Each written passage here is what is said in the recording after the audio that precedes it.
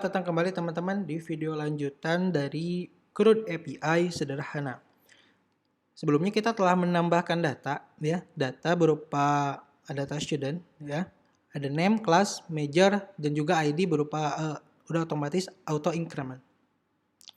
Jangan lupa teman-teman jalankan servernya ya, tadi udah jalan ya. Ini daftar siswa, jangan lupa di terminalnya udah aktif ya. JSON min server min watch database.json. Datanya udah muncul, udah jalan. Kita cek, belum terjadi apa-apa. Sekarang kita akan coba mengget data, teman-teman ke Google ya, tulis Axios, kemudian masuk ke getting started, nah, kemudian ditunggu. Nah ini fungsinya buat apa? Ini fungsinya buat ini access information based HTTP client.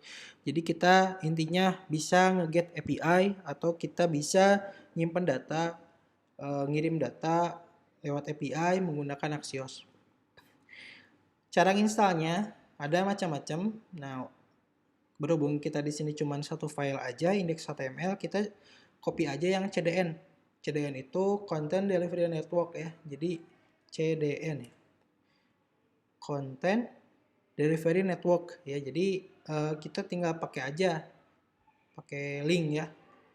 Nanti di copy aja, simpan di atas penutup tag body. Ketika kita refresh, nggak terjadi apa-apa. Kemudian, saya mau bikin text script, ya. Setelah itu, saya mau bikin function. Function const dengan tipe variabelnya const, ya, konstan. Jadi nggak bisa ditimpa gitu si nilainya. Const get data. Nah, untuk ini bisa teman-teman tulis ambil data, ya, atau misalnya ngambil gitu, bebas ya. Saya sarankan buat samain aja untuk video pembelajaran kali ini. Kemudian saya pakai arrow function. Nah ini namanya arrow function. Biasanya kita bikin function itu gini kan, get data gitu kan. Nah kayak gitu. Nah kita pakai arrow function. Setelah itu kita coba panggil Axios-nya. Axios get gitu kan. Terus di sini di tengahnya, oke. Axios, panggil HTTP metodenya get. Get itu buat ngambil data. Di sini, di tengahnya kita harus menambahkan URL. URL dari datanya. Berarti data yang disediakan oleh backend. Kalau di sini, datanya disediakan dari localhost. Pakai backtick supaya datanya bisa dinamis, jaga-jaga aja. Tinggal di sini copy aja teman-teman. Resourcesnya ini, jangan lupa spasinya jangan kena ya. Copy cuma teksnya aja dan paste. Oke, ini udah. Nanti ya teman-teman kalau misal datanya udah ada di hosting, ini tinggal ganti aja. Gitu. Tulis di sini async await ya untuk asynchronous biar nggak harus nunggu dulu data muncul gitu. Oke, saya di sini kasih then kemudian di bawahnya catch. Nah, ini untuk apa? Jadi ketika nanti Axios-nya berhasil ngambil data atau mengakses ini, maka dia akan muncul responsnya di then. Kalau misal error, misal servernya saya matiin, itu nanti munculnya ada di catch untuk error. Oke. Saya bikin dulu di sini then, kemudian pakai kurung tutup, kurung buka, kurung tutup, tulis response. Sebenarnya ini bisa ganti bukan response. Oke, ini arrow function dulu teman-teman. Response arrow function. Ini bisa diganti sama res aja sebenarnya. Cuman supaya untuk teman-teman ngerti itu gak apa-apa. Kita tulis respon aja biar lebih terdefinisikan. Kemudian di sini saya mau cek datanya ada atau enggak. Console log response gitu. Yang satu lagi saya mau bikin arrow function. Error kasih kurung kurawal. Kemudian saya console log juga errornya gitu. Errornya apa? Oke. Setelah ini kita coba lihat di browsernya, klik kanan, inspect, itu ada console log. Nah ini datanya belum ada. Kenapa belum ada?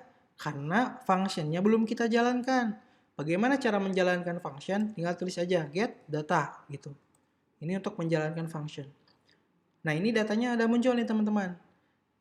Config data headers request. Nah kita cuma butuh datanya aja. Nah ini datanya muncul. Kalau misal saya matiin servernya, Ctrl C, Kita refresh. Nah, maka yang keluar munculnya apa? Error. Nah, kodenya error, message-nya network error. Gitu ya. Berarti ini datanya nggak ada, berarti menjalankan kode yang di bawah. Gitu. Dan berarti kalau yang error, kita cuma butuh message-nya aja ya. Oke. Console.error.message. Pesannya apa? Nah, ini network error. Oke. Saya nyalain lagi servernya. Nah, ini kita cek, refresh. Kita membutuhkan cuma datanya aja. Berarti response.data gitu. Karena dia objek. Kita cek. Nah, ini datanya muncul. Setelah itu, saya mau bikin sebuah variabel namanya variabel student dengan variabel let ya. Sama dengan response.data. Jadi respon data kita tampung di sebuah variabel. Oke, satu lagi di sini saya mau bikin let bucket. Bucket untuk menampung datanya. Saya mau pakai backtick ya. Pakai backtick.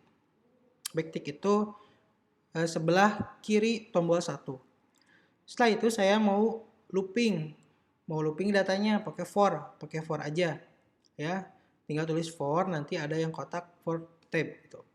Kemudian indeksnya saya mau kasih dia i ya. Ini hapus dalamannya.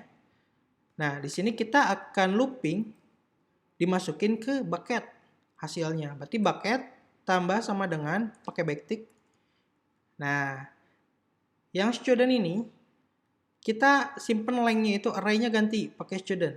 Student. Berarti dari sini kita simpan ke sini untuk mengukur lengthnya atau jumlahnya gitu.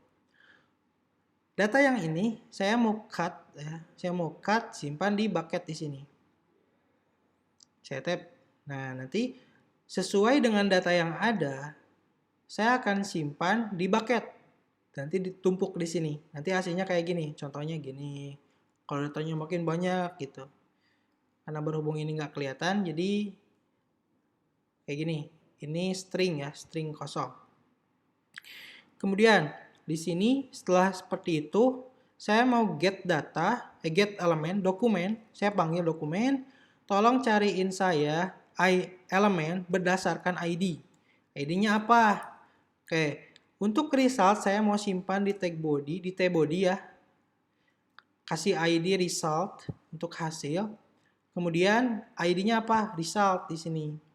Saya mau nyisipin HTML, berarti inner HTML.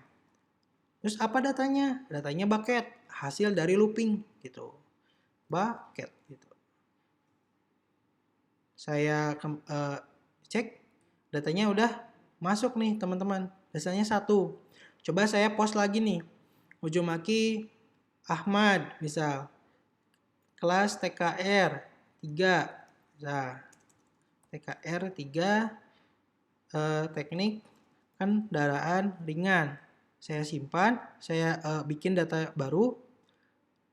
Oke, datanya nggak masuk. Kenapa? Karena kita habis pakai get, berarti kita pindahin ke post. Oke, saya send. Nah, ID 2 muncul.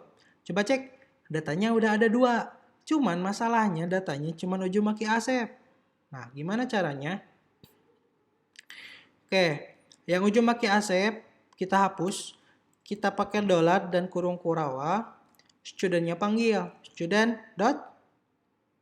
students ya pakai s, students dot name, kan? Kemudian saya copy lagi di sini, saya copy kelas ya sama major, kelas major, oke? Saya cek, nah ini undefined, kenapa? Karena kita membutuhkan indeks ya, indeks keberapa gitu. Karena ini bacanya gini. Dua data array itu dimulai dari indeks ke 0. Berarti kita tulis indeksnya berapa? Indeks i. Ikut dengan for-nya. I sama dengan 0 gitu. Berarti indeks ke 0 dulu. I. Nanti kalau udah selesai looping, maka dia pindah dari 1 di plus ya, increment jadi 1. Berarti indeks ke 1 nanti di looping kayak gitu. Oke, kita cek. Nah, datanya muncul nih, Uzumaki Kushina sama Uzumaki Ahmad. Cuman ini angkanya 1. Gimana cara untuk merubah jadi 2? Sebenarnya bisa kita memanfaatkan pakai ID, misalnya di sini ID.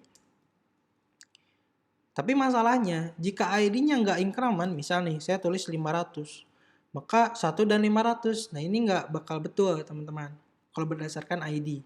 Maka di sini, ini tetap 500. Di sini kita pakai I, ya. I itu dari 0. Kita I, selesai, kita lihat, nah ini 01, meskipun ID-nya 500. Tapi kan nggak dari 0. Gimana caranya? Kita tinggal tambahin, tambah 1. 1, 2, gitu. Meskipun D-nya 500. Saya ubah jadi 2. Oke, ini untuk get data. Setelah ini, kita akan coba yang error. Bagaimana kita mengatasi error? Misal nih, servernya saya matiin dulu. Nah, datanya nggak muncul. Tapi kan klien nggak mungkin dia lihat konsol kan. Kita harus tampilin di sini. Network error. Gitu. Nah, caranya di sini teman-teman, sama kayak gini. Kita tarik ya, variabel bucket. Kita copy. Kemudian kita sebentar. Kita copy aja ini. Kemudian kita tab. Nah, yang ini kita tinggal hapus aja. Tinggal nyisa 1. Nah, ini ada berapa? 1, 2, 3, 4, 5. Berarti ada 5. Di sini message-nya kita keluarkan. Error.message. Ini hapus aja.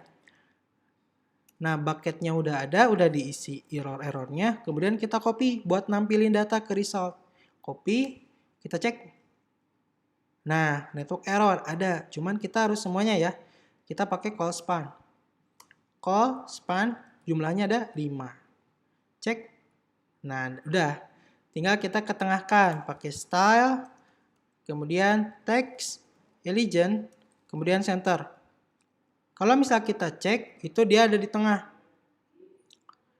Gitu. Ini kalau ini udah selesai, kita nangkep error dan nampilin error. Nah, saya di sini mau nampilin lagi datanya, jalanin servernya. Nah, ini servernya udah nyala. Sekarang saya mau hapus datanya.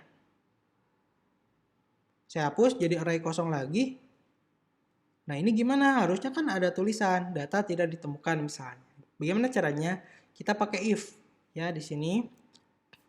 Kita cek dulu if jika student length-nya atau jumlah datanya lebih dari 0, berarti ada datanya, maka yang for ini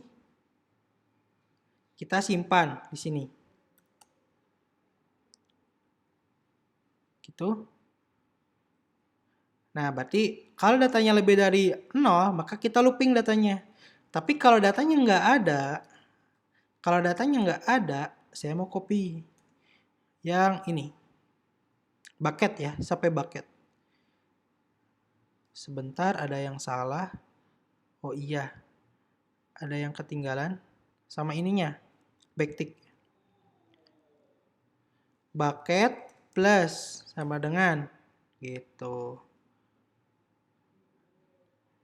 Kalau gini gimana? Udah ya. Kalau nggak ada, berarti kita ngirim ini. Cuman errornya ganti. Data tidak ditemukan. Misalnya. Simpan. Nanti masuk ke sini. Kita pasang. Kita cek. Nah, data tidak ditemukan. Saya mau post lagi nih. Send. Datanya ada. Gitu. Oke, untuk get data sudah selesai teman-teman. Mudah-mudahan bisa dipahami. Setelah ini kita akan lanjut untuk menghapus data. Terima kasih.